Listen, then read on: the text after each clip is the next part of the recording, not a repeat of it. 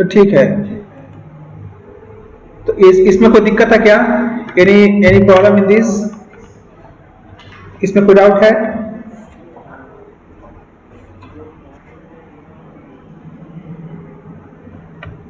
Negative हो सकता है, नेगेटिव हो सकता है, उसमें कोई मतलब नहीं, बस डायरेक्शन लेना था।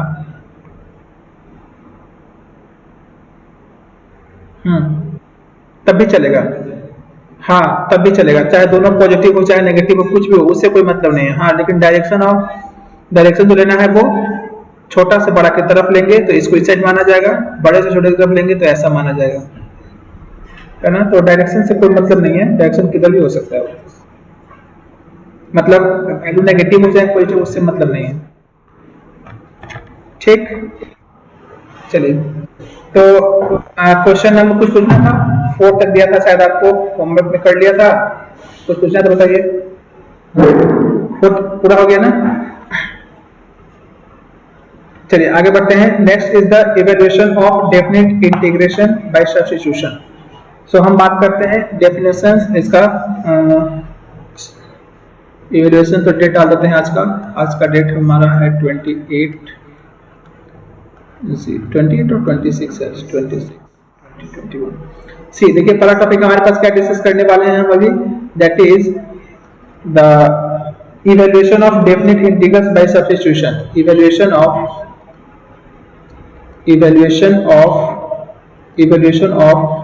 Definite integrals by substitution. Same ही चीज है जैसे हम इंडेफिनिट में करते थे, उस तरह से इसको इंटीग्रेट कर देंगे और सिर्फ क्या करेंगे, बाद में हम वैल्यू पुट कर देंगे। तो टू कैलकुलेट मान लीजिए हमारे पास है a से b में और f ऑफ x dx को इंटीग्रेट करना चाहते हैं, है ना। सो जो भी आप सब्स्टिट्यूट करोगे एक्चुअली उसके हिसाब से क्या होगा कि आपका लिमिट भी चेंज हो जाएगा। तो डायरेक्ट मैं क्वेश्चन लेकर ही समझाता हूँ, इसमें कुछ थ्योरी है नहीं अलग से। तो सब्स्टिट्यूशन में करना क्या है वो देख लेते हैं। यहाँ पर मान लीजिए हम यहाँ पे क्वेश्चन लेते हैं कि 1/3 से लेकर के 1 तक हमारे पास एक इंटीग्रेशन करना चाहते हैं इसको, x minus x cube it's raise to the power 1/3 and नीचे में हमारे पास x टू द पावर 4 और अपने पास है dx। ये हमारे पास एक इंटीग्रेशन का क्वेश्चन है, we want to integrate it, इसको हम इंटीग्रेट कैसे कर सकते हैं। ठीक है, तो देखिए इंटीग्रेशन कैसे करेंगे इसको हम लोग। तो सबसे पहला काम क्या करते हैं कि जब भी आपको हायर पावर हो ना, तो ये ध्यान रखिएगा कि पूरे इंटीग्रेशन में ये एक तरह का ट्रिक है, हिंट है कि यहां से आपको कॉमन कर लेना है उस चीज को। तो देखिए इसमें से हम मैक्सिमम वाले को कॉमन करेंगे, तो ऊपर से अगर हम यहाँ से कॉमन करेंगे मैक्सिमम पावर तब तक कितना हो जाएगा हमारा 1/3 और यहाँ पे 1 है, तो ऊपर से आप यहाँ से एक्स क्यू जब बाहर निकालिएगा तब बाहर में तो x ही निकलेगा क्योंकि यहाँ पे 1/3 है। तो ये वैल्यू कितना हो जाएगा, यहाँ पे आ जाएगा x अपॉन एक्स क्यूब, तो ये बन जाएगा 1 अपॉन एक्स स्क्वायर बन जाएगा और ये वैल्यू हमारा -1 आ जाएगा और यहाँ पे हो गया 1/3। और यहाँ पे क्या है, तो यहाँ पे हमारे पास है x टू द पावर 4 इंटू dx। तो अगर हम ध्यान से देखेंगे तो हमको पता चलेगा कि ये तो इससे कैंसिल हो सकता है, तो इसको कैंसिल करने के बाद हमारे पास क्या बच रहा है, यहाँ पे बच रहा है 1/3 से लेकर के कहाँ तक 1 तक, और यहाँ पे है 1 upon x square minus 1 raise to the power 1/3 ही है, और यहाँ पे अपने पास कितना है x टू दी पावर 3 बचेगा क्योंकि कैंसिल हो जाएगा और इंटू dx। अब देखिए क्या कीजिएगा, इसको कुछ t मानिएगा, चाहे जो मानना है मानिएगा। तो लेट अस सपोज इसको t मान लेते हैं, सब्स्टिट्यूशन कर रहे हैं। तो अब हम देख क्या लेट कर लेते हैं कि something t is equal to हम मान लेते हैं इसको 1 अपॉन एक्स स्क्वायर माइनस 1, जैसे हम मतलब नॉर्मली इंटीग्रेट करते थे वैसे कर रहे हैं। तो यहाँ पे हमारे पास क्या हो जाएगा, dt लिखोगे तो dt का वैल्यू क्या हो जाएगा, तो इसका इंटीग्रेशन क्या हो जाएगा बच्चे, तो पहले पावर क्या करोगे, तो यहाँ पे हो जाएगा हमारे पास -2 डिवाइडेड बाय यहाँ पे हो जाएगा x टू द पावर 3 हो जाएगा और साथ में हो जाएगा dx।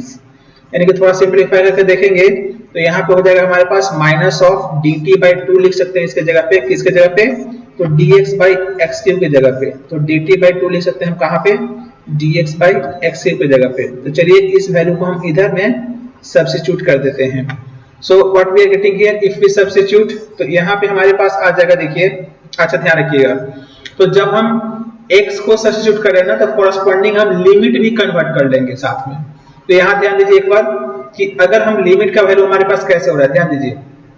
तो इफ आपका यहाँ पे x का वैल्यू क्या था, लोअर लिमिट, तो लोअर लिमिट हमारे पास 1/3 है। तो देखिए ध्यान से, जब आप यहाँ पे, तो जब x का वैल्यू यहाँ कितना रखो तो t का वैल्यू कितना आएगा भाई, तो t यहाँ से निकाल दो आप, तो t कितना हो जाएगा हमारे पास, तो ये हो जाएगा 1/1/3 का स्क्वायर हो जाएगा एंड -1 हो जाएगा, यानी कि ऊपर जाएगा तो 9 हो जाएगा, 9 - 1 8 हो जाएगा, यानी कि 8 का वैल्यू क्या हो जाएगा, लोअर लिमिट 1 हो जाएगा। दूसरी बात, जब आप t का वैल्यू अपर लिमिट कितना है, मतलब x का वैल्यू, जब आप अपर लिमिट कितना पुट करोगे, 1 पुट करोगे, तो अपर लिमिट हमारे पास कितना है, 1 है। तो जब हम x का वैल्यू 1 पुट करेंगे तो देखिए t का वैल्यू कितना हो जाएगा, तो इस बार जो t आपका आ जाएगा दैट इज 1/1 -1, दैट इज आ जाएगा 0। तो अपर लिमिट यहाँ पर कितना हो जाएगा, 0। तो अब आप थोड़ा क्वेश्चन को इसमें कन्वर्ट कर लीजिए। तो हमारे पास क्वेश्चन क्या हो गया, i इज इक्वल टू, देखिए ध्यान से, a हो गया, लोअर लिमिट क्या 8 आ गया, अपर लिमिट कितना आ जाएगा 0, और इसको आपने क्या पुट कर दिया है t, तो ये हमारे पास क्या हो जाएगा t टू द पावर 1/3, और dx/x क्या बन गया है, a बन गया है -dt/2, तो -½ को हम बाहर निकाल लेते हैं और यहाँ पे सिर्फ dt को लिख देते हैं। तो अब तो इसको इंटीग्रेट करना आसान है, तो -½ हमारे पास बाहर हो चुका है और यहाँ पे क्या हो गया, तो t टू द पावर 1/3 + 1 होता है, ऐसे करोगे ना इंटीग्रेशन, 1/3 + 1, और फिर नीचे में भी क्या हो जाएगा हमारे पास 1/3 + 1, एंड इसका ऊपर में 8 से लेकर 0 तक हम कौन सा फॉर्मूला यूज कर रहे हैं, वो हमने पढ़ा है x to the power n का इंटीग्रेशन। तो ये कितना हो गया -1/2, इसको थोड़ा सिंपलीफाई कर लीजिए,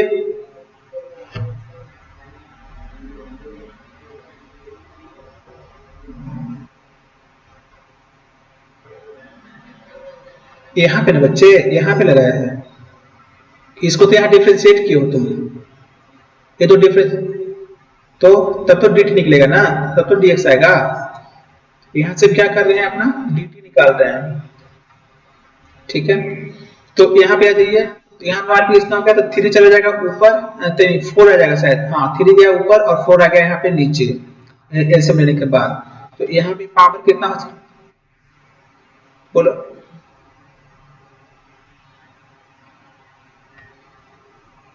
नहीं फंक्शन निकलेगा, हमारे पास इसका वैल्यू निकालना है ना बच्चे। तो जब तुम x को पुट किया t के फॉर्म में, तो वैल्यू भी तो बदल जाएगा ना, जब यह x था तब लोअर लिमिट और अपर लिमिट इस हिसाब से था, लेकिन जब आपने x को चेंज किया तो उसके हिसाब से लिमिट तो चेंज हो जाएगा ना, तो वही लिमिट चेंज कर रहे हैं कि जब हमने x को चेंज कर दिया तो अब x कितना चेंज हो जाएगा, x कितना हो जाएगा, मतलब लिमिट कितना आ जाएगा ये,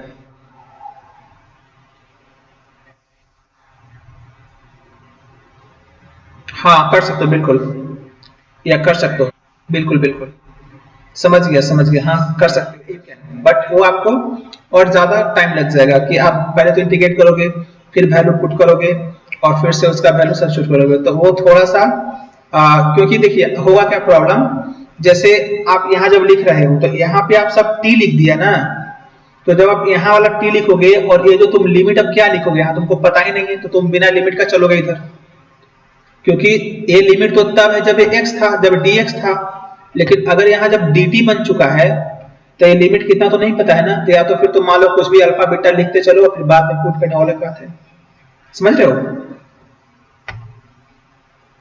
तो वो बात है। तो क्योंकि नहीं तो फिर आप कुछ भी ऐसी वैल्यू मान लीजिएगा, बाद में जाकर पुट कीजिएगा ना, क्योंकि हर बार तो लिखना पड़ता है हम लोग को, तो इसीलिए अच्छा क्या रहेगा कि आप वहीं पे कन्वर्ट कर लीजिए, समझ रहे हैं, जो आप बोल रहे हैं वही बिल्कुल सही है, वैसे भी आंसर आ जाएगा, आंसर आप एक दो करके देखिएगा तो you will find the same answer, answer will not be change. तो ये बस हो गया, इतना आ गया, तो वैल्यू पुट कर दीजिए यहाँ पे, तो -1/2 तो हम बाहर ही ले लेते हैं चाहिए तो, और चाहो तो 3/4 को भी बाहर ले सकते हो, कांस्टेंट चीज है ना, तो कांस्टेंट में कोई फर्क पड़ेगा नहीं, तो ये दोनों में ही आएगा एक्चुअली। तो यहाँ पे हम 3/4 को भी बाहर निकाल लेते हैं कांस्टेंट चीज को, और यहाँ पे जब अपर लिमिट पुट करो तो कितना हो जाएगा 0 हो जाएगा, माइनस जब लोअर लिमिट पुट करो तो कितना हो जाएगा हमारे पास 8 टू द पावर 4/3 आ जाएगा, तो ये वैल्यू कितना हो जाएगा, ये हो जाएगा -3/8, और यहाँ पे आ जाएगा माइनस, इधर से बच्चे देखो 2 टू द पावर 3 कैंसिल हो जाएगा, तो आ जाएगा 2 to the power 4, that is आगे कितना माइनस माइनस प्लस हो गया ना बच्चे, और ये हो गया आई थिंक 6 आंसर आ जाएगा इसका, तो आंसर हमारे पास कितना आ गया 6 आएगा डायरेक्ट। समझ पा रहे हो कैसे कर रहे हैं हम लोग, सप्तऋषि बताओ, नहीं समझा? चलो, तो ये हमारे पास क्या था, बाय सब्स्टिट्यूशन। तो ये तो सिंपल सा ही है, वैसा ही है, कुछ नया तो बताया नहीं हमने, तो वैसे जो आएगा वैसे कर लेंगे। चलिए आगे बढ़ो, नोटेड। चलिए तो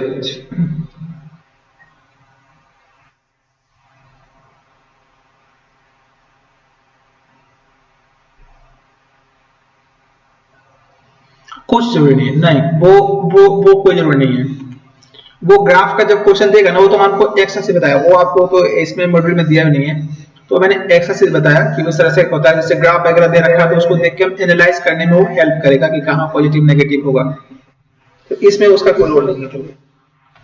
ठीक है, चलिए तो अगला देखिए, अब हम कुछ इंपॉर्टेंट प्रॉपर्टीज देखेंगे जो कि काफी इंपॉर्टेंट होगा, ये सब प्रॉपर्टीज, इसको हमको अच्छे से ध्यान में रखना है। तो पहला प्रॉपर्टी देखिए हमारे पास क्या है, सम प्रॉपर्टीज ऑफ इंटीग्रल लिख लेते हैं। So some properties of integrals, properties of integrals. So पहला प्रॉपर्टी, प्रॉपर्टी नंबर 1,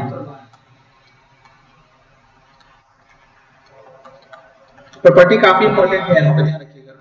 तो पहला प्रॉपर्टी क्या बोल रहा है हमारे पास कि change of variable, change of variable, change of variable, change of variable is immaterial, is immaterial, is integration, immaterial in integration, in integration means आप वेरिएबल का जैसे हम नाम कुछ बदल देंगे ना, तो उससे हमारा इंटीग्रेशन का जो बेसिक वैल्यू है, जो फाइनल वैल्यू है, वो चेंज नहीं करेगा। सिंपल सा बात है, अगर मान लो कि कोई, चलो इसी को मान लो ना, तुम सिलचर में हो और हम सिलचर को आप बोल दें कि नहीं ये तो अमेरिका है, तो थोड़ा ना अमेरिका हो जाएगा, नाम बदल देने से थोड़ा कुछ हो जाता है, जो उसका रियल चीज है वो वही रहेगा। तो नाम बदल देने से काम नहीं बदल जाता है, मतलब नाम बदल देने से उसका प्रॉपर्टी नहीं बदलेगा, जो उसका प्रॉपर्टी है दैट विल बी सेम। तो पहला प्रॉपर्टी क्या बोलता है, चेंज ऑफ वेरिएबल, वेरिएबल का नाम तुम बदल दे रहे हो तो उससे आपका इंटीग्रेशन के ऊपर कोई फर्क नहीं पड़ेगा, वो वैल्यू हमारे पास सेम रहेगा। तो जैसे कि मतलब क्या बोला गया, जैसे मान लीजिए हमारे पास, हाँ बोलो बोलो,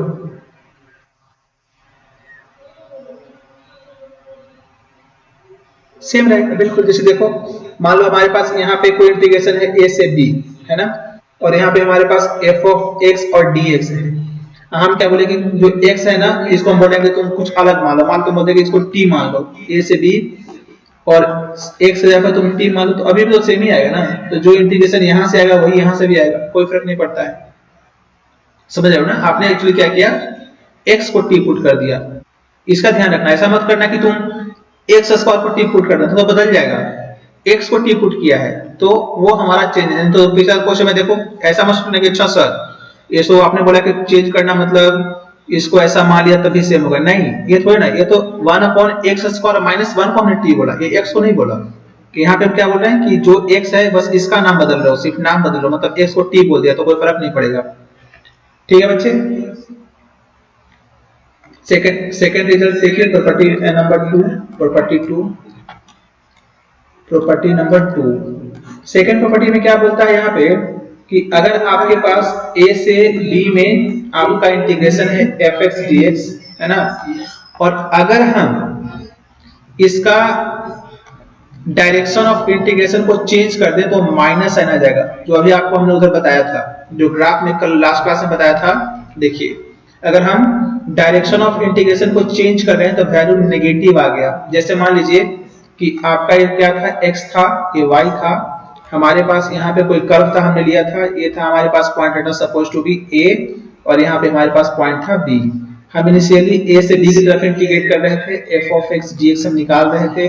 तो चूंकि यहाँ पे देखिए कैसा है, जो ग्राफ है वो x एक्सिस के ऊपर है और डायरेक्शन ऑफ इंटीग्रेशन जो भी है वो भी पॉजिटिव एक्सिस, तो मतलब वैल्यू कैसा आएगा, इसका पॉजिटिव आ जाएगा।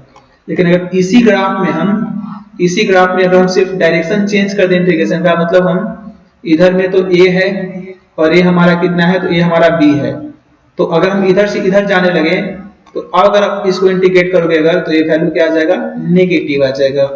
तो अगर डायरेक्शन ऑफ इंटीग्रेशन को चेंज करने से उसका वैल्यू रिवर्स हो जाता है। Got it?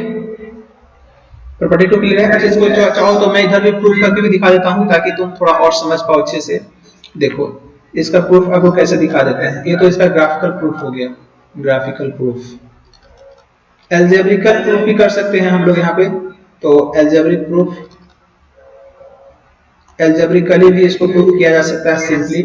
देखिए हमारे पास क्या दे रखा था, ये था जैसे मान लीजिए हमारे पास f ऑफ x है और dx है। मान लो कि इसका इंटीग्रेशन अगर करते हैं तो समथिंग fx प्लस c आता है। तो पहला बार में आप क्या कर रहे हो, पहला बार में आप इसको इंटीग्रेट कर रहे हो, मतलब कहां से फर्स्ट केस में लेफ्ट हैंड साइड अगर हम देखें तो लेफ्ट हैंड साइड में बच्चे हम कर रहे हैं इसको इंटीग्रेशन, दैट इज a से b में हम चाह रहे थे कि f ऑफ x dx कितना आएगा। मतलब जब आप इसको इंटीग्रेट कर रहे तो आपके पास आ गया f of x plus c, इसमें रखिएगा वैल्यू तो a से b रखिएगा तो c तो कैंसिल हो जाएगा, तो a आ जाएगा हमारे पास f of b minus f of a आ जाएगा। This is the value. क्या कहते हो, ठीक है यहां तक? तो a हमारे पास आ गया LHS वैल्यू।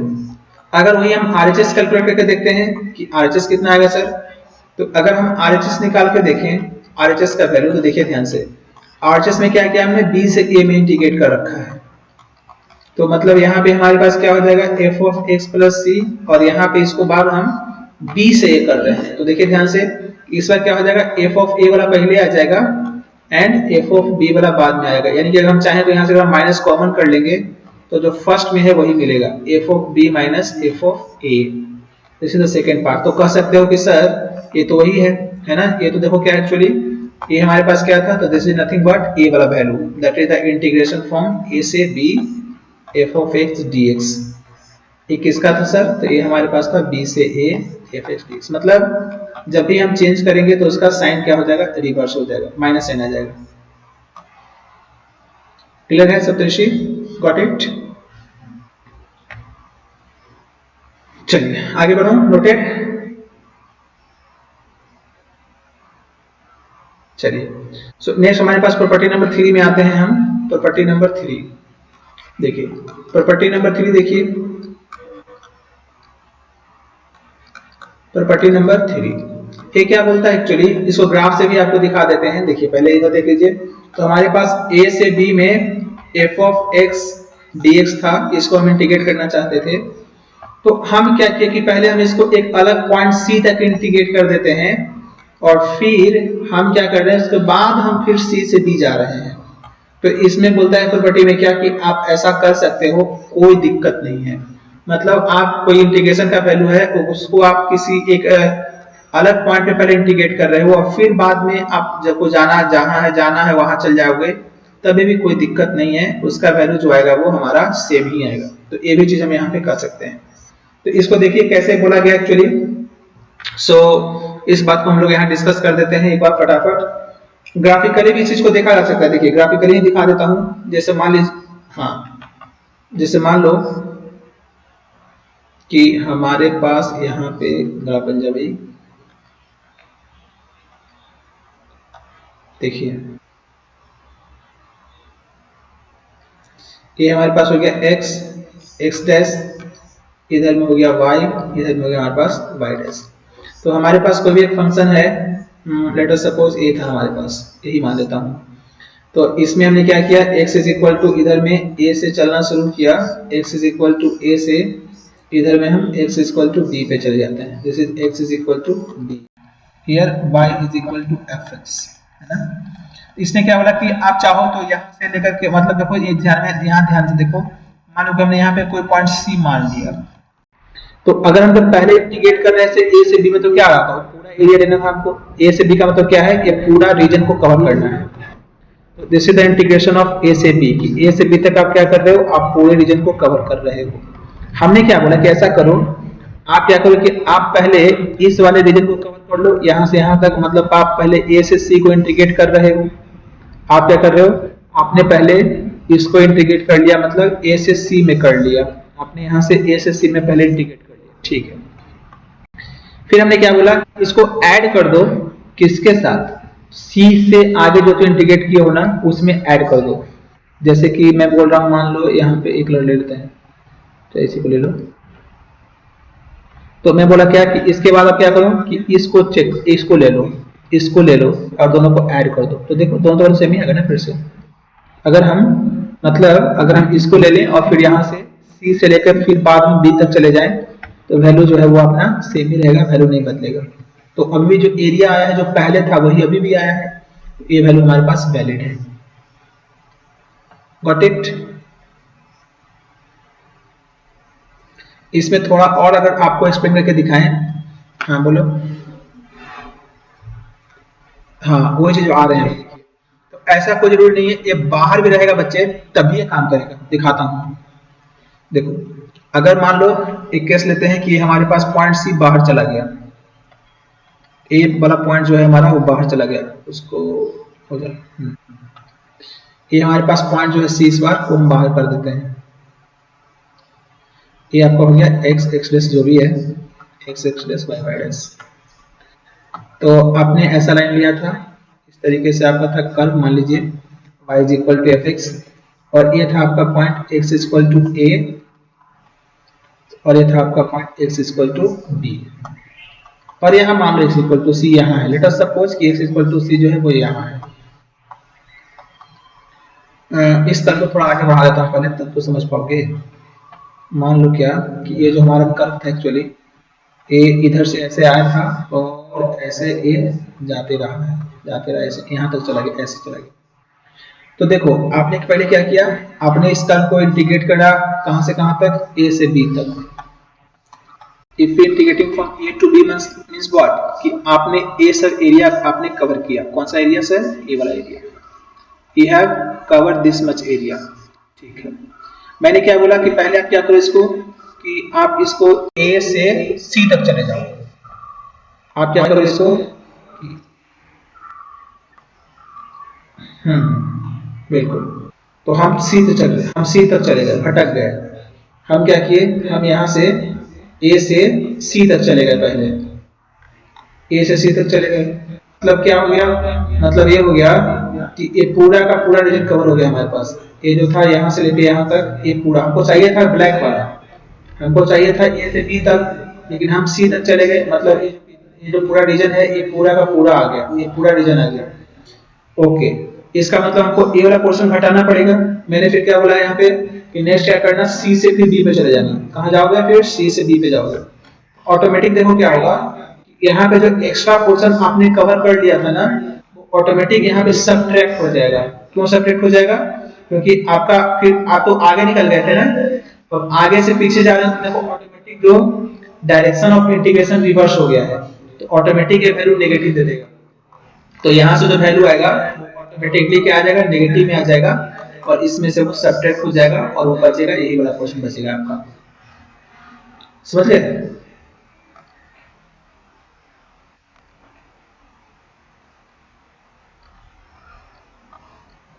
देखो पहले तो तुमने क्या किया, सुनो सुनो ध्यान से सुनो।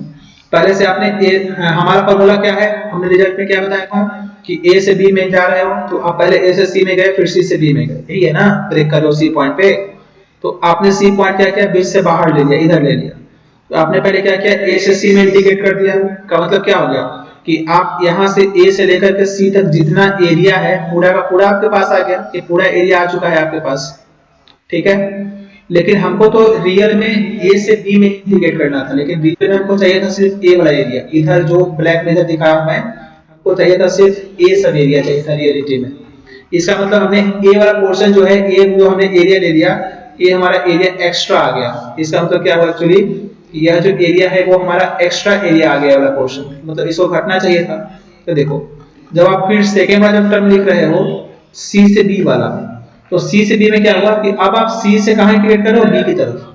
तो देखो ऑटोमेटिकली पहले डायरेक्शन ऑफ इंटीग्रेशन क्या था, पहले आप लेफ्ट से राइट जा रहे थे, लेकिन जब आप दूसरी बार जब ये लिख रहे हो तो आप फिर कहां जा रहे हो, आप राइट से लेफ्ट जा रहे हो। मतलब ऑटोमेटिकली आपका डायरेक्शन ऑफ इंटीग्रेशन रिवर्स हो चुका है। और हम जानते हैं कि डायरेक्शन ऑफ इंटीग्रेशन रिवर्स होने से ऑटोमेटिक इसके अंदर में माइनस साइन आएगा, इधर में से वो क्या कर लेगा, सबट्रैक्ट कर देगा। मतलब यह जो एरिया ऑटोमेटिक नेगेटिव में आएगा।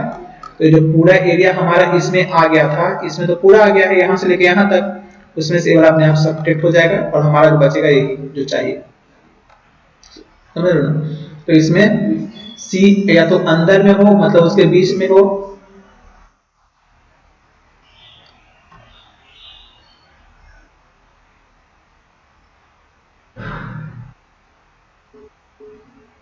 करो माइनस, तो पढ़ने जरूरत नहीं, ऑटोमेटिक माइनस हो जाएगा वो।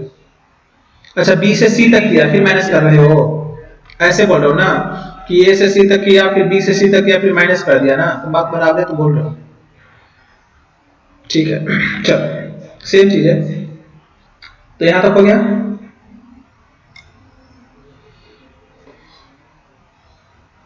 ये सब ऐसी जरूरत नहीं है, ये तो आपको मैंने ओवर एक्सप्लेन कर दिया।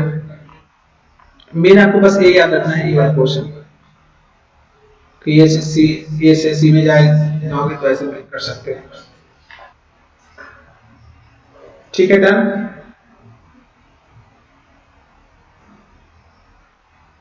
आगे आगे बढ़ो। चलिए तो एक पहले क्वेश्चन लेकर दिखा देता हूँ। जैसे क्वेश्चन देखिए, ये सब ऐसा क्वेश्चन आता भी है। एक क्वेश्चन हमारे पास क्या है कि इक्वेशन ऑफ दिया है क्या, -1 से लेकर के 1 तक और फ्रैक्शनल पार्ट ऑफ एक्स का इंटीग्रेशन, ध्यान देना।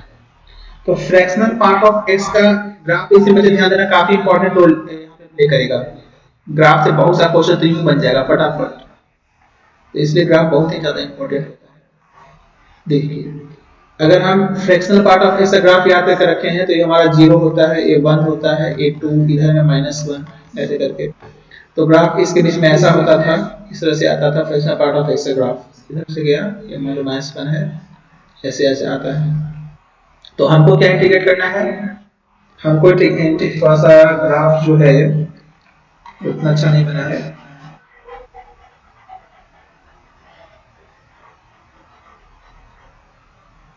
दृश्य मिल जाए तो अच्छा है।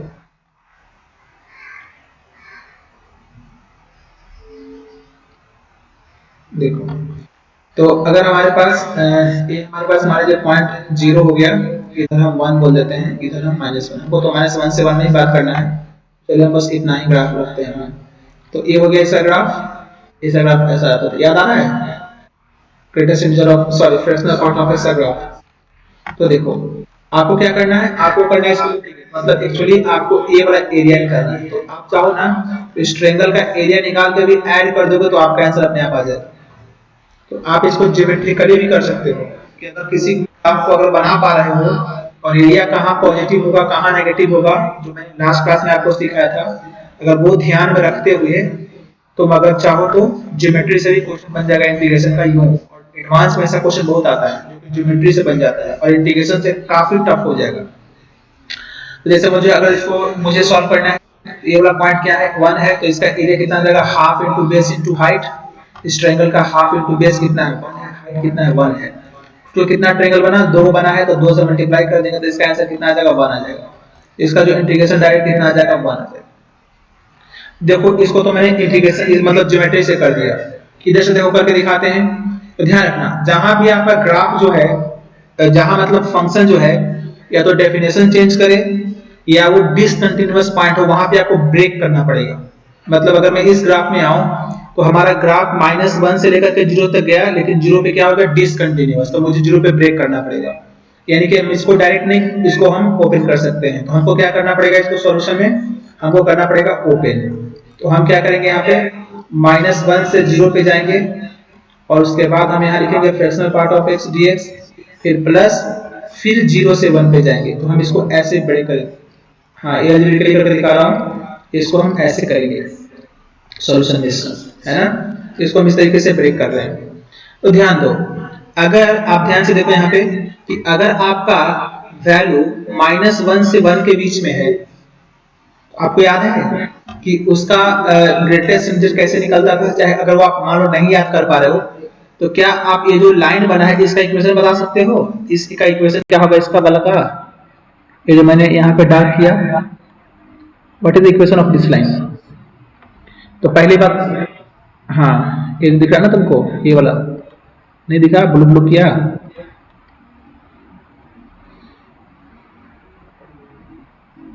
है, ये नहीं दिख रहा है? पहुंच हो क्या? नहीं, क्या बात करता है, दिख तो रहा है इसमें। ये वाला हो, ये क्या है? लो इधर से दिखा देते हैं, पीला से कर देता हूँ, येलो येलो हो जाएगा। देखो दिख रहा है येलो अब? हाँ, इसका इक्वेशन कितना होगा? इसका इक्वेशन बताओ। तो पहली बात देखो, ये y इक्वल टू एक होता है, स्लोप कितना है इसका? x है, तो ये हो जाएगा x। कहां से पास कर रहा है सर? -1 से। तो -1 पे इसको 0 बनना पड़ेगा, तो यहाँ पे क्या हो जाएगा? +1। तो यही इसका हो जाएगा हमारे पास ग्राफ, मतलब y का वैल्यू यही हो जाएगा हमारे पास यहाँ पे। सही है?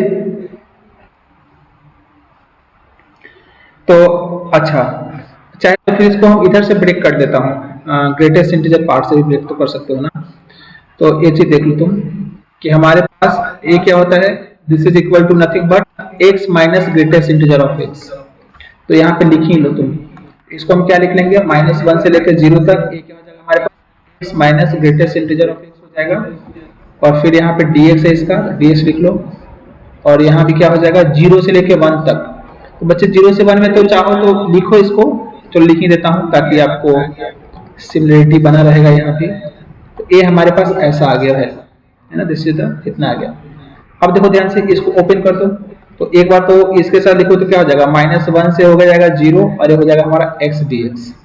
फिर माइनस साइन आ जाएगा, ये हो जाएगा -1 से लेकर के 0 और यहाँ पे हो जाएगा greatest integer of x dx। यहाँ पे क्या हो जाएगा भाई? यहाँ हो जाएगा 0 से लेकर 1 तक, यहाँ पे हो जाएगा x dx।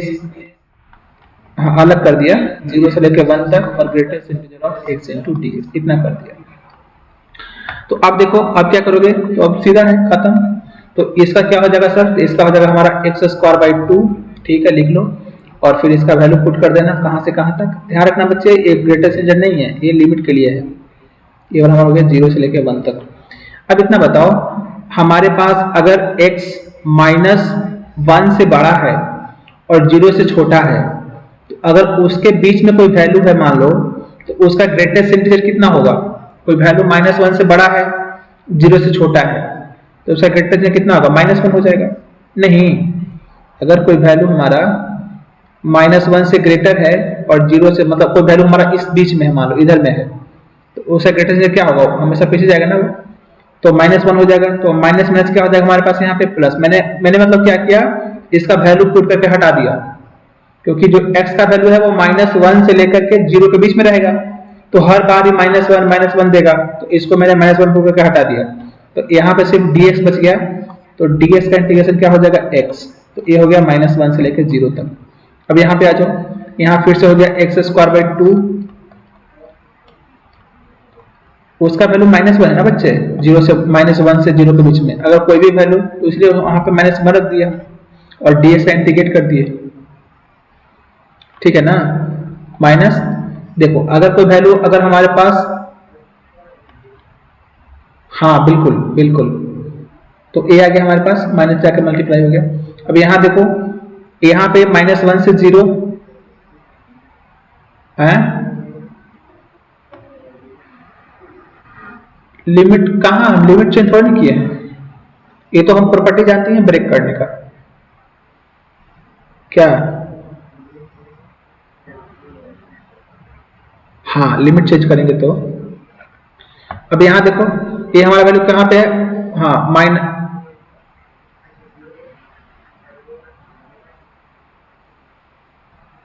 तब फिर हम ब्रेक करते हैं, -2 से लेके -1 तक, तब -2 आ जाता, तब -2 आ जाता, बिल्कुल, है ना। तो मतलब नॉर्मल जो हम जानते हैं उससे हम उसको हटा देंगे। हाँ बोलो।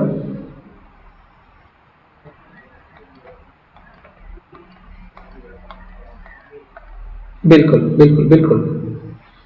तो बिल्कुल यस, कांस्टेंट फंक्शन आती है, क्योंकि हम लोग ग्रेटेस्ट इंटीजर का क्वांटिफिकेशन जानते ही नहीं, तो जब भी ग्रेटेस्ट इंटीजर बनेगा ना, तो उसको ऐसे ही करना पड़ेगा, क्योंकि हम इंटीग्रेशन x का जानते हैं, हम लोग कहाँ dx का, हम लोग कहाँ ग्रेटेस्ट इंटीजर x या फ्रैक्शनल पार्ट ऑफ x का कुछ नहीं जानते ना, इसका हम डिफरेंशिएशन जानते हैं ना, इसका इंटीग्रेशन जानते हैं। हम लोग को पता x और y सब का होता है, ठीक है ना। तो जब भी ऐसा क्वेश्चन आएगा तो उसको कन्वर्ट कर लेंगे।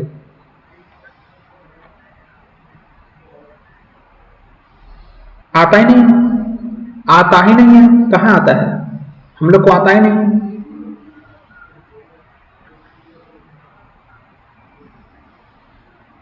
बना लिया, हाँ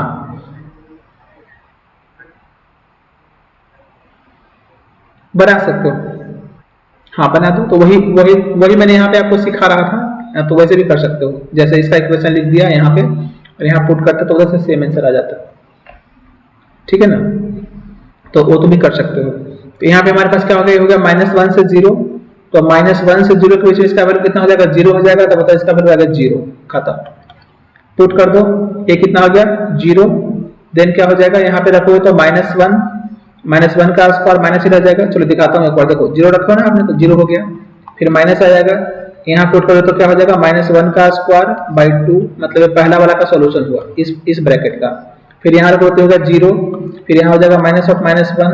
तो मैं अब थोड़ा डायरेक्ट लिखूंगा, हर बार इतना थोड़ी ना ओपन करके लिखेंगे। तो ये हमारे पास कितना हो गया, यहाँ पे हो गया हमारे पास प्लस में ये +1 आ जाएगा। यहाँ पे क्या आ जाएगा, यहाँ पे 1/2 आ जाएगा। तो यहाँ पर अल्टीमेट वैल्यू कितना आ रहा है, ये आ रहा है हमारे पास -1/2, ये आ गया +1, फिर +1/2। तो देखो यहाँ से भी सेम आंसर आ गया 1। अब तुम खुद सोच के देखो कि यहाँ पे हम डायरेक्ट आंसर निकाल दिए थे 1, सिर्फ एरिया निकाल के, और यहाँ पे हमको इतना सारा सॉल्व करना पड़ा। तो इसीलिए ज्योमेट्री वाला अगर लग रहा है, और मान लो अगर एमसीक्यू क्वेश्चन है जहाँ पे स्टेप्स का कोई इंपॉर्टेंस नहीं है कि वो कैसे सॉल्व कर रहे हो, मतलब सीधा अगर हमको आंसर निकालना है तो हम अगर कर पा रहे हैं उसका यूज तो हम वैसे ही करेंगे, मतलब डायरेक्ट करेंगे। समझ रहे हो? चलो हमेशा मतलब बात ऐसा है कि ऐसा नहीं नहीं सुनो, तो अब हर फंक्शन का ट्रिगल थोड़ा ना बनेगा। अब मान लो कि ऐसा बन गया है, ऐसा बन गया ग्राफ, ऐसा है ऐसा। अब तुम ऐसा कैसे निकालोगे? हाँ अब इसका तुम कैसे निकाल पाओगे एरिया, यहाँ तो तुमको मजबूरी में इंटीग्रेशन करना पड़ेगा, है ना। तो जहाँ पे निकाल से, हाँ तो वहाँ निकाल सकते हो। मॉड निकाल, मान लो सर्कल बन गया तो उसका निकाल सकते हैं, ये सब जगह से बनेगा वहाँ निकाल सकते हैं। चलिए आगे बढ़े, नोटेट आपको दिया गया। चलिए तो नेक्स्ट देखते हैं, तो इस तरह क्वेश्चन आएगा तो पढ़ लीजिएगा फटाफट, इसमें कोई दिक्कत नहीं आना चाहिए। तो try your self question number 5, 6, 7 भी कर लीजिएगा। हम बढ़ते हैं प्रॉपर्टी नंबर 4 की तरफ। तो next property number 4, property number 4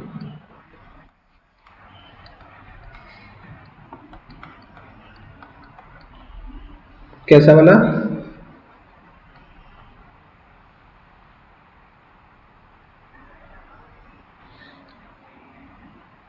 हाँ बच्चे, जैसे मान लो, सुनो सुनो सुनो सुनो सुनो सुनो ध्यान से सुनो। जैसे मान लो कि तुम, मैं बोलता हूँ कि इसका इंटीग्रेशन करो, ग्रेटेस्ट इंटीजर ऑफ एक्स, और मैंने बोल दिया कि तुम इसको इंटीग्रेट करो कहाँ से कहाँ तक, -1 से लेकर मान लो बोलता हूँ 4 तक, इसको करो। यहाँ भी ढेर सारा रेक्टेंगल बन जाएगा, इसका भी पहले ग्राफ बना लेना, उसके अंदर का एरिया निकाल लेना, आंसर आ जाएगा।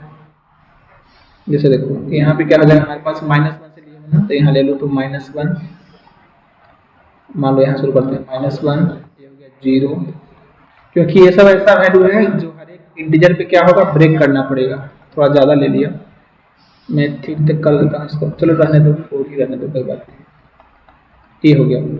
तो क्या करोगे, इसका ग्राफ कैसा आ जाएगा हमारे पास, तो ये होता था 0 पे 0, इधर जाता था, इतना आ गया यहाँ पे ओपन, इधर है हमारे पास 1 2 3 लाइक दैट 4, फिर यहाँ ग्राफ कितना होता है, यहाँ पे ऐसे होता है और फिर यहाँ पे जाकर ओपन हो जाता था। इसका ग्राफ क्या आ जाएगा, तो यहाँ पे आ जाएगा 2 पे 2, फिर यहाँ पे हो जाएगा 3 पे ओपन, यहाँ पे हो जाएगा 3 के लिए 3 पे 3, 4 पे हो जाएगा ओपन। हमको ये सब निकालना है एक्चुअली। इसका देखेंगे तो ये हो जाएगा -1, यहाँ पे आ जाएगा, इसका वैल्यू आ जाएगा यहाँ पे ऐसे होके, और 0 पे हो जाएगा ओपन ये सब। तो देखो आपको इंटीग्रेट करना था, तो आप क्या करोगे एक्चुअली, आप इसका एरिया निकाल, सुनो प्लीज सुनो सुनो, हैं कहाँ पे,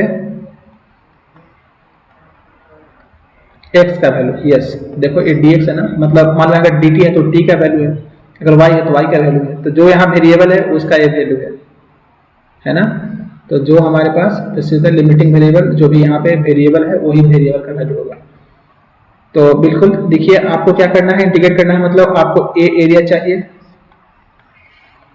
फिर आपको यहाँ तो एरिया कुछ बना नहीं, एक यहाँ पे ऐसे रेक्टेंगल बन जाएगा, ए रेक्टेंगल का एरिया चाहिए, निकाल लेना, ऐड कर देना। अगला बार में यहाँ से जाओगे तो ए रेक्टेंगल बनेगा, इसका एरिया निकाल लेना। फिर यहाँ पे आओगे तो ए रेक्टेंगल बनेगा, ये सबको निकाल के ऐड करना, डायरेक्ट आंसर आ जाएगा, मतलब उसे ब्रेक नहीं करना पड़ेगा। ये हो गया पहला, एक हो गया ए मेथड वाला। एक मेथड क्या है, तो इसको तुम नेगेटिव ले लेना, इसका वैल्यू नेगेटिव रखोगे और बाकी सबका पॉजिटिव रखोगे, ये सब पॉजिटिव रहेगा, और उसको फिर सिंप्लीफाई करोगे ना, ऐड करोगे, जो भी करना, समझ रहे हो। ये सब आएगा, ये सब का वैल्यू पॉजिटिव में लिखेंगे, इसका नेगेटिव में लिखेंगे, सबको ऐड कर देंगे, हमारा आंसर आ जाएगा डायरेक्ट। दूसरा तरीका क्या है अलजेब्रिकली से, तो यहाँ देखो कितना लंबा करना पड़ेगा, यहाँ से 0 से 1 में ब्रेक करेगा, जो भी यहाँ पे लिखना होगा, फिर 0 से 1 में ब्रेक करना, फिर 1 से 2 में करना, फिर 2 से 3 में करना, फिर 3 से 4, तब जाके आंसर आएगा इधर से अलजेब्रिकली। यहाँ से ऐसे निकाल सकते तो रेक्टेंगल बन जाएगा। ए वैल्यू कितना हो गया, विड्थ 1, हाइट भी कितना है 1। यहाँ पे विड्थ तो 1 ही हर जगह है, हाइट यहाँ हो जाएगा 1। यहाँ पे विड्थ रहेगा 1, हाइट हो जाएगा यहाँ पे 2। यहाँ पे हो जाएगा विड्थ 1, मतलब 1, इसका हो गया हाइट कितना 4, सॉरी 3, ये हो गया 3, हाँ 3 ना, यस। तो इसका हो जाएगा एरिया 3, इसका एरिया हो जाएगा 2, इसका हो जाएगा 1, इसका हो जाएगा -1। तो आंसर देखो डायरेक्ट आ गया, ये हो गया 0 खत्म, इसका आंसर डायरेक्ट 5 आ जाएगा, निकाल के देख लेना इधर से, समझ रहे हो, नहीं समझा। तो ऐसा क्वेश्चन कर सकते हो। आगे बढ़ो, स्क्रीनशॉट ले लो चाहो तो, ले लिया।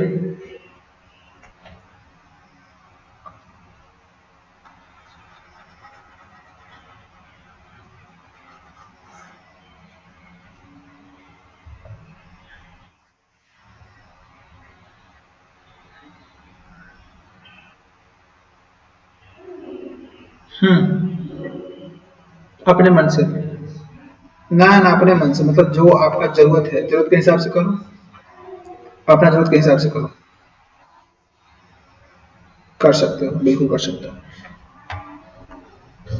चलिए तो आगे नेक्स्ट प्रॉपर्टी देखते हैं, प्रॉपर्टी नंबर 4 हम लोग, प्रॉपर्टी नंबर 4 नेक्स्ट बात करते हैं, प्रॉपर्टी नंबर 4।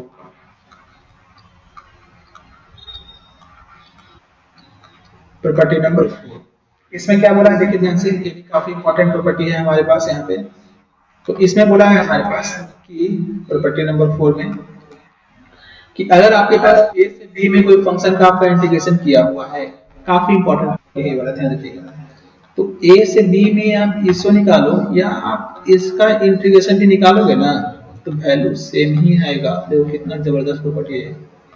या तो आप इसको इंटीग्रेट करो या आप कर दो इंटीग्रेट किसको, a प्लस बी और माइनस एक्स को इंटीग्रेट करो, तब भी दोनों में से वैल्यू क्या आएगा हमारे पास, दोनों जगह से इंटीग्रेशन का वैल्यू सेम आएगा।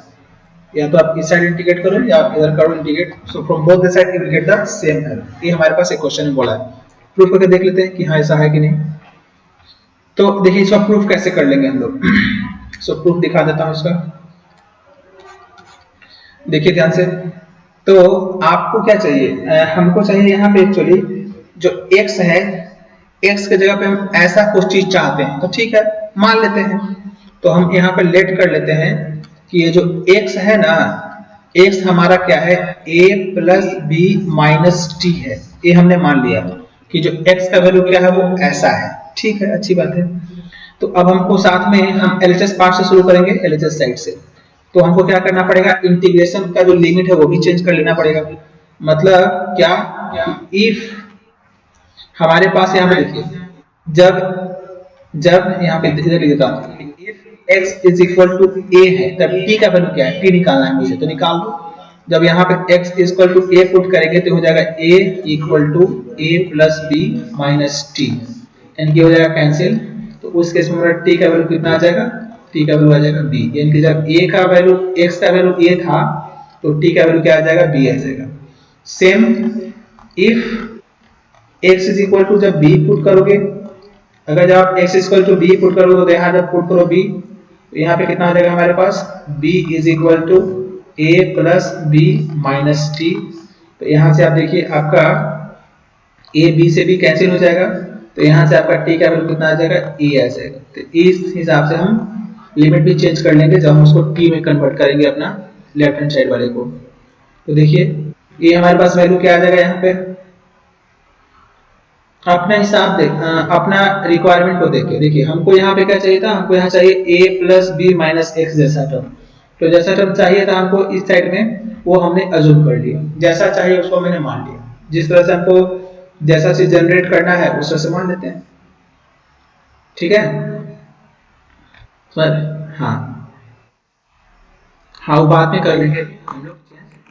तो देखिए अगला बार में हमारे पास क्या हो जाएगा, हाँ, ये वाला ना, ये आपको चेंज करना है। तो जो भी आप टी में कन्वर्ट करना चाहते हो ना, तो सबको टी में कन्वर्ट करना पड़ेगा आपको। तो आपका देखिए लेफ्ट हैंड साइड में वैल्यू है, तो आपका लोअर लिमिट क्या आ चुका है, लोअर लिमिट आपका हो गया बी, अपर लिमिट क्या हो गया ए, और आप यहाँ पे क्या लिख दिया एक्चुअली, तो अच्छा यहाँ पे हमसे dx छूट गया, dx लिखना पड़ेगा, और साथ में यहाँ पे dt भी निकाल लेते हैं क्योंकि वो भी तो चेक करना पड़ेगा ना। तो देखो बच्चे, जब आप यहाँ पे dx निकालोगे तो dx का वैल्यू क्या हो जाएगा, ये तो कांस्टेंट है, जीरो हो जाएगा, ये हो जाएगा माइनस ऑफ dt, यानी कि dx जगह पे क्या लिखना पड़ेगा मुझे, माइनस ऑफ dt लिखना पड़ेगा। तो लिमिट ऐसे चेंज हो गया, f ऑफ x जगह पे क्या लिखने वाले हो आप, वहां लिख रहे हो आप a plus b minus t, और dx जगह पे क्या लिख रहे हो आप, माइनस ऑफ dt लिख रहे हो। तो माइनस को ले लोगे बाहर आप, यहाँ पे आपका क्या हो गया, b से a हो गया, और ये हो गया आपका f of a plus b minus t into d t आ गया।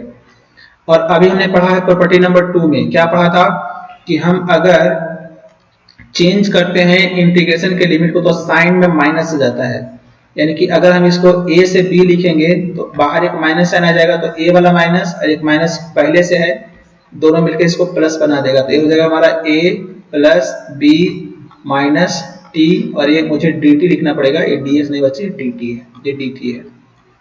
तो अब देखो फिर हम प्रॉपर्टी नंबर 1 में जानते हैं, क्या जानते हैं कि नाम बदलने से काम नहीं बदलता है, मतलब आप चाहो तो t को x कर दो।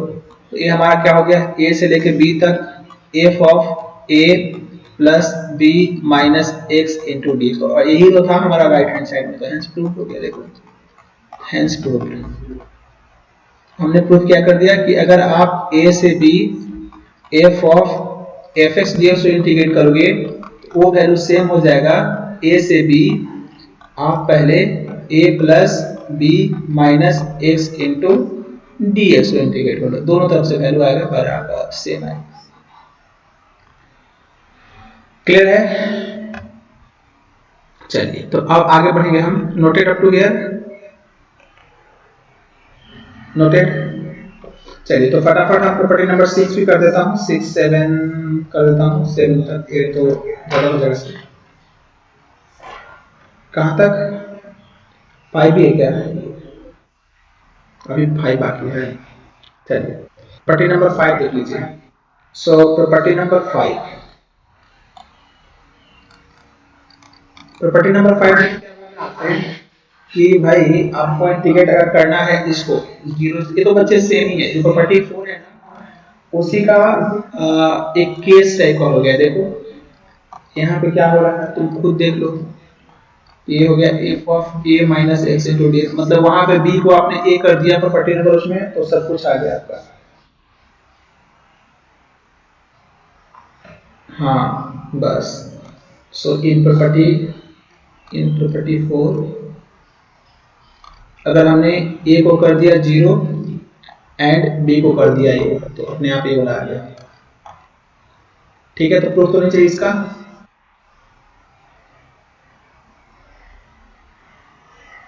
चलिए सो इस तरह क्वेश्चन आप बहुत सारे आते हैं तो आप ध्यान रखेंगे।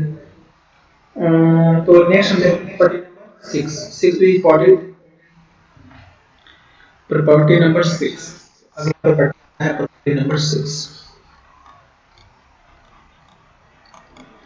देखिए इस 6 प्रॉपर्टी में क्या बोल रहा है हमारे पास कि अगर आपको इंटीग्रेट करना है, अगर आपको इंटीग्रेट करना है किसको, इसको जैसे 0 से लेकर 2a, तो अगर आप इसको इंटीग्रेट करोगे अगर, तो इसको ऐसे भी लिख सकते हो, 0 से पहले a लिख लो, और मतलब आप क्या कर सकते हो कि इंटीग्रेशन के लिमिट को हाफ कर सकते हो, कितना, plus f of 2a minus x.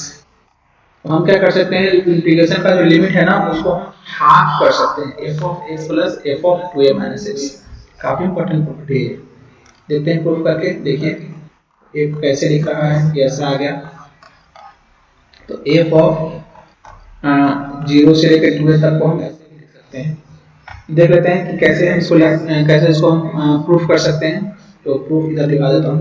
Proof देखिए, तो हमको क्या हम जानते हैं अभी तक, देखिए ध्यान से, ये 0 से लेकर जो 2a है हमारे पास, f of x into D x जो है, इसको हम ब्रेक करना जानते हैं कि इसको हम लिख सकते हैं 0 से लेकर a तक f ऑफ x dx, और फिर हम चाहें तो इसको a से लेकर 2a तक लिख सकते हैं, कोई प्रॉब्लम नहीं हुआ किसी को, ये हम जानते भी हैं प्रॉपर्टी में एक। तो इसको हम पहले क्या किया, 0 से लेकर a तक ब्रेक कर दिया, और फिर a से लेकर 2a तक हम ब्रेक करके आराम से इसको ऐसे करके लिख सकते हैं। यहाँ तक कोई दिक्कत बताओ? नहीं ना, सत्र से सही यहाँ तक, ठीक है। तो हमको देखिए ए वाला पार्ट तो मिल चुका, ए वाला पार्ट मिल चुका, बस ए वाला लाना है। चलो भाई इसी को हम अलग से पकड़ के और सॉल्व कर लेते हैं। तो हम क्या करने वाले हैं, इसको अलग से निकाल लेता हूँ for the time being. Let us suppose इसको हम I1 मान लेते हैं। Let us suppose I1 is equal to, हम ए इसको पकड़ लेते हैं, आगे निकाल लिया, ए से लेकर के 2a तक, और ये हमारा है F of x into T.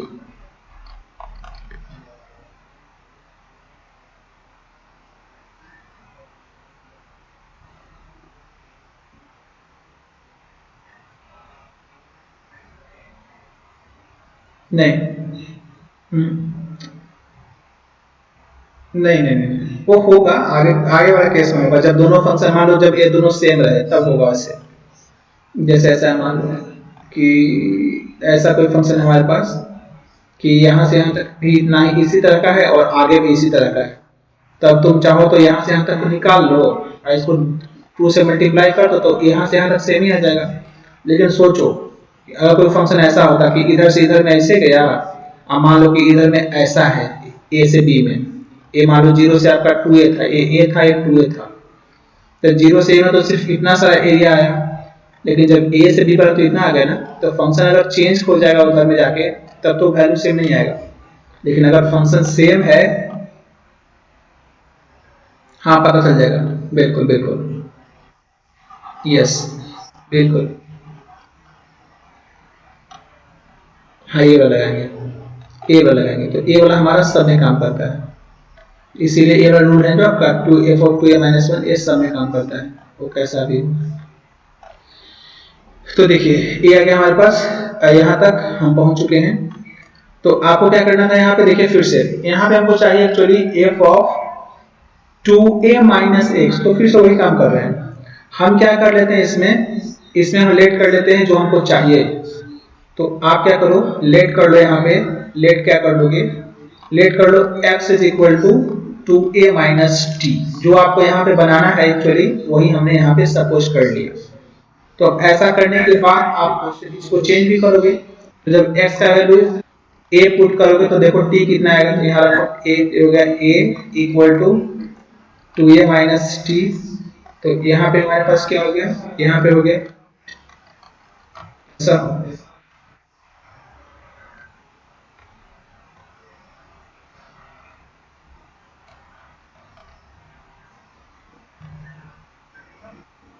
हाँ कर सकते हो, बिल्कुल बिल्कुल बिल्कुल, you can come no problem, क्योंकि हम उसको हम सेम मल्टीप्लाई कर सकते हैं, तो आराम से कर सकते हो बिल्कुल। तो यहाँ पे क्या होता है हमारे पास x इक्वल टू, जब if we put x equal to 2a, जब x इक्वल टू 2a रखने से क्या हो जाएगा, यहाँ रख के देखो 2a, यहाँ पे हो जाएगा हमारे पास 2a equal to 2a minus T.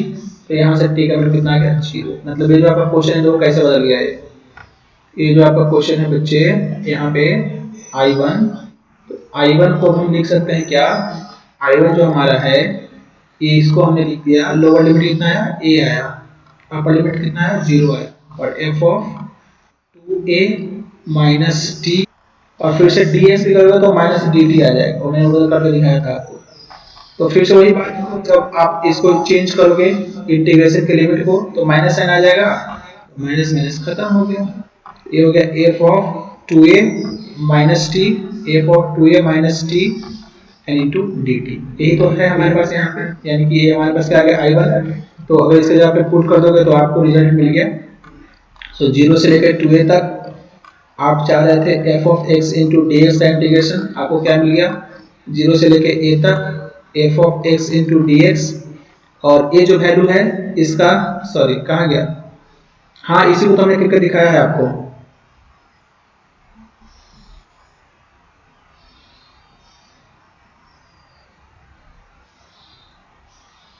सब से सुन पा रहे हो?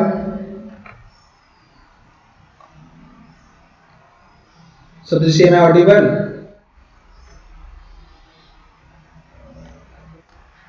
ठीक है, तो देखिए हम क्या कर सकते हैं यहाँ पे, तो यहाँ पे जो हमारे पास वैल्यू आ जाएगा, तो यहाँ तक देखिए, तो इस ये जो हमारे पास वैल्यू है कहाँ है, प्लस यहाँ से इसको हम लिख सकते हैं क्या, अच्छा फिर से वही चीज, चाहो तो वेरिएबल का नाम बदल लो, 0 से लेके a तक f of 2a minus x into D x. तो ये वैल्यू कितना आ गया हमारे पास, 0 से लेके a तक f of 2a minus x into D x. अब यहाँ पे चाहो तो कॉमन कर सकते हो आप, क्योंकि हर जगह पे क्या है लिमिट सेम है। इसको आप 0 से लेके a बाहर ले लो और then f of x plus f of 2a minus x को ले लो बाहर। ये आपका आंसर यहाँ पे आ चुका है, ऐसे करके हेंस प्रूव्ड।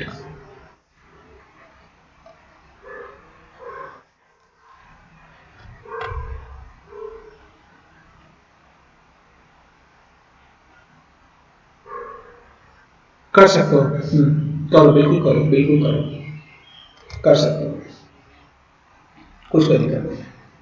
हाँ सेम, कोई दिक्कत नहीं।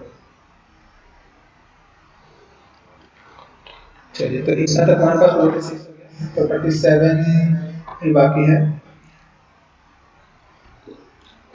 देखिए प्रॉपर्टी नंबर 7 सेम ही है, 6 से ही आ जाएगा। यहाँ तक नोट कर लिया आपने? नोट कर लीजिए।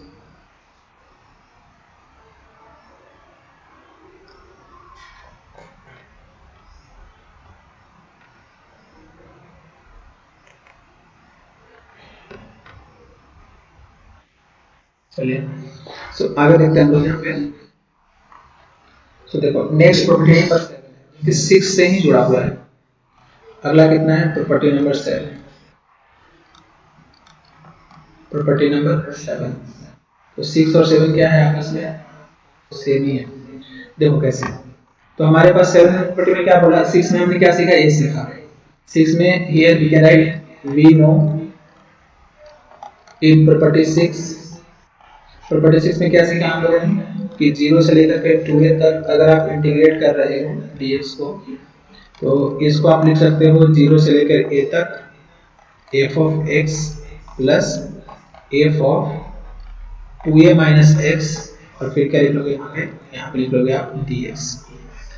अब यहाँ बच्चे देखो कि अगर हम लोग क्या करें कि a वाला वैल्यू मान लो, इफ मैं बोल दूं कि f of 2a minus x जो है वो वैल्यू f ऑफ x के बराबर है, अगर ऐसा बोल दिया जाए तो अगर ऐसा है तो देखो क्या हो जाएगा, ये वाला वैल्यू हमारा, तब ये जो इंटीग्रेशन है एक्चुअली, तब ये इंटीग्रेशन हमारे पास आ जाएगा 0 से लेकर के a तक, और fx तो ऐड होकर 2 हो जाएगा, तो 2 हो जाएगा बाहर, और f of x into dx आ जाएगा, यानी कि ये केस हो जाएगा। कब सर, जब ये हो पाए, है ना। दूसरा केस देखो कि अगर हमारे पास